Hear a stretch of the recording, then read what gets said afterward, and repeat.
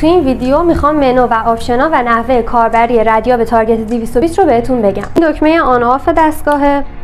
توی این قسمت یه دونه دکمه باتری چک دارین که وقتی که میزنینش اینجا بهتون میزان شارژ باتری رو نشون میده که نباید کمتر از 6 و 7 باشه. اینجا یه دونه دکمه برای تنظیم مود دارین که سیلور مود و گلد موده و شما با توجه به نوع کاوشتون میتونید یکی از اینا رو انتخاب بکنین و اینا هم که ولومای چرخشی، تنظیم صدا و تنظیم حساسیت دستگاه هستن. وقتی که با استفاده از ردیاب محدوده هدفت رو پیدا کردی، باید بیای و با استفاده از این بوستر طبق کاوش مثلثی که توی ویدیوهای قبلی بهتون آموزش دادیم محدوده هدفتون رو دقیق‌تر پیدا بکنین.